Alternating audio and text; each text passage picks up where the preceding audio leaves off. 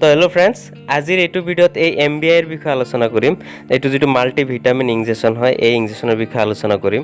তো এইটো ডিটেইলছ আলোচনা কৰিম যে পেচেণ্টক কেতিয়া দিয়া হয় এই চেলাইনটো, বা কিমান বয়সৰ পৰা দিব পাৰে এইটো চেলাইনটো, কিমান বয়স হ'লে ল'ৰা ছোৱালীক এইটো চেলাইনটো দিয়া ষ্টাৰ্ট কৰিব পাৰি, বা ইয়াৰ আপোনাৰ কি চেলাইনৰ ভিতৰত সোমাই এই ইনজেকশ্যনটো আপোনালোকে ল'ব পাৰে, বা ইয়াৰ কিবা ছাইড এফেক্ট আছে নেকি তাৰ বিষয়েও গোটেইখিনি কথা আলোচনা কৰিম। তো আপোনালোকে ভিডিঅ'টো লাষ্টলৈকে চাই থাকিব, আৰু যদি চেনেলটো নতুনকৈ চাই আছে তেতিয়াহ'লে চেনেলটো ছাবস্ক্ৰাইব কৰিব নাপাহৰিব, কাৰণ ফাৰ্মাচীত থকা প্ৰত্যেকটো মেডিচিনৰ ওপৰতে আমি এটা ভিডিঅ' বনাই এইটো চেনেলত আপলোড দিওঁ। তো যদি আপোনালোকে ফাৰ্মাচী শিকিব বিচাৰে, যদি মেডিচিনৰ বিষয়ে জানিব বিচাৰে, তেতিয়াহ'লে চেনেলটো ছাবস্ক্ৰাইব কৰিব আৰু কাষৰ বেল আইকনটো প্ৰেছ কৰিব নাপাহৰিব।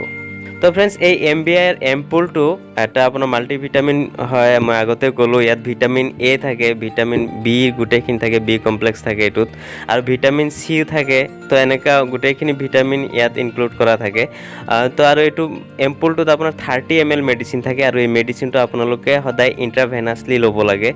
ইণ্ট্ৰামাস্কুলাৰ IM এইটো মেডিচিনটো কেতিয়াও ল'ব নালাগে, IV ল'ব লাগে।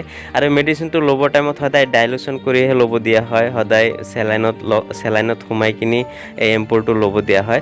তো ইয়াৰ যদি মেইন ইউজৰ কথাখিনি কওঁ যে কি কণ্ডিশ্যনত এইটো মেডিচিনটো আপোনালোকক ল'ব দিয়া হয়, তেতিয়াহ'লে মেইন কণ্ডিশ্যন কেইটা হৈছে, যিটো মেইন প্ৰব্লেম সেইটো হৈছে যিটো পেচেণ্টৰ উইকনেছ হয়, যিটো দুৰ্বল অনুভৱ কৰে, যিটো শক্তি নাইকিয়া এটা অনুভৱ হয়, গাত ষ্টেমিনাৰ কম এটা অনুভৱ হয়। আৰু কেতিয়াবা কিছুমান পেচেণ্টৰ ক্ষেত্ৰত দেখা যায় যে আপোনালোকে বহাৰ পৰা উঠিলে, কেতিয়াবা ঘপককৈ উঠিলে, থিয় হ'লে, তেতিয়া আপোনালোকৰ মূৰটো ঘূৰোৱা এটা অনুভৱ কৰে, মাথাটো ঘূৰাই যায় আপোনালোকৰ। তো এনেকুৱা প্ৰব্লেমৰ ক্ষেত্ৰত ডক্টৰে এই মেডিচিনটো আপোনালোকক এডভাইচ কৰে ল'বৰ কাৰণে। আৰু লগতে আপোনাৰ কেতিয়াবা বহুত দিন বেমাৰ পৰি থকাৰ পিছত, যেতিয়া বেমাৰটো ভাল হোৱাৰ পিছত যিটো গা দুৰ্বল হৈ থাকে, বা আপোনাৰ এটা ছিজনত গাটো ঘামে, যেতিয়া বহুত ঘামিলেও তেতিয়া গাটো দুৰ্বল হৈ যায় আৰু বডি ষ্টেমিনাৰ কমি যায়। আৰু ইয়াৰ লগতেও যিহেতু মাল্টিভিটামিন হয় এইটো, গতিকে ভিটামিন ডিফিচিয়েঞ্চি হয় যিখিনি আছে, যিখিনি বেমাৰ ভিটামিনৰ অভাৱত যিখিনি বেমাৰ হয়, এই গোটেইখিনি বেমাৰৰ ক্ষেত্ৰতে আপোনালোকে এই MBIটো ইউজ কৰিব পাৰে।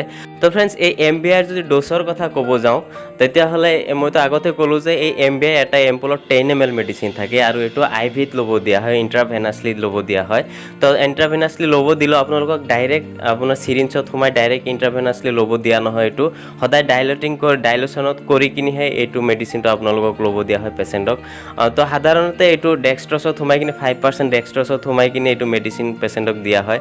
তো আপোনাৰ IV ফ্লুইডৰো বহুত কথা থাকে, চেলাইনৰ বহুত কথা থাকে। কোনো পেচেণ্টৰ যদি চুগাৰ বেছি থাকে, যদি ডায়েবেটিক পেচেণ্ট হয়, তেতিয়াহ'লে এই D5 বা D10 এনেকৈ ডেক্সট্ৰছ থকা চেলাইনবিলাক দিয়া নহয়। ঠিক তেনেদৰে যদি কোনো পেচেণ্টৰ প্ৰেছাৰ হাই থাকে, ব্লাড প্ৰেছাৰ যদি হাই থাকে, তেনেকুৱা পেচেণ্টক NS দিয়া নহয়, বা DNS দিব পৰা নাযায়।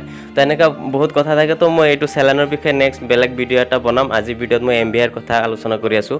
তেনেকৈ যদি এটা নৰ্মেল ব্লাড প্ৰেছাৰ আৰু যদি চুগাৰ যদি ঠিকে থাকে, নৰ্মেল থকা পেচেণ্ট এটাক সাধাৰণতে 500 ml যিটো D5 থাকে, 5% ডেক্সট্ৰছ থাকে, সেই ডেক্সট্ৰছতে এই 10 ml এম্পুল এটা পেচেণ্টক সোমাই কিনি মিক্স কৰি একেলগে দিয়া হয়।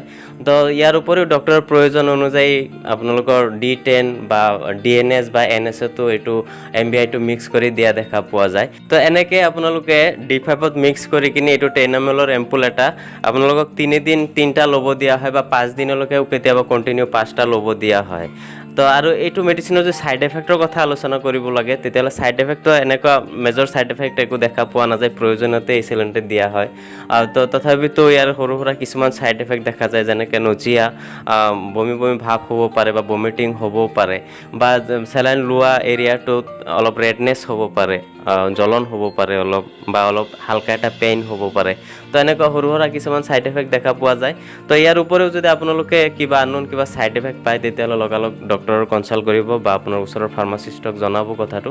তাৰপিছতহে আপোনালোকে এইটো চেলাইনটো কণ্টিনিউ কৰিব।